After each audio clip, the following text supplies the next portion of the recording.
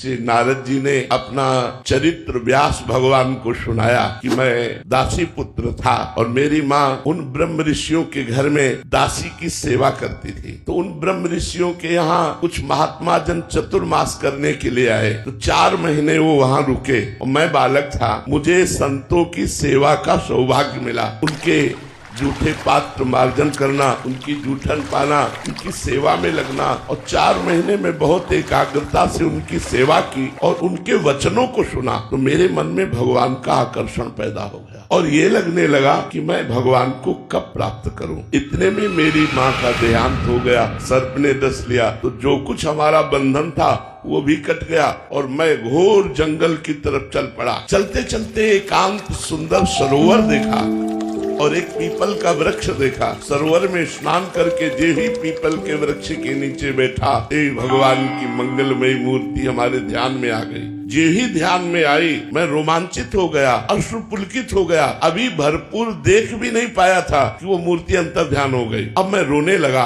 विलाप करने लगा जंगल में। तो आकाशवाणी हुई, ऐ बालक, अधकचरे योगियों को मेरा साक्षात्कार नहीं होता, इसलिए मैं साक्षात तो तुम्हारे सामने आ नहीं सकता। मैंने ध्यान में तुम्हें आकर्षित किया, अब तुम भजन करके शरीर पूरा करो, अगले जन्म में तुम हमारे निजी पार्षद होगे। तो वही देवर्षि नारद जी कहते, फिर मैं भगवान की उसी रूप का चिंतन करते हुए पूरा जीवन व्यतीत किया और अगला जन्म देवर्षि नारद के रूप में हुआ। तो अब तो जब भगवान को पुकारते हैं तो भगवान सामने प्रकट हो जाते हैं।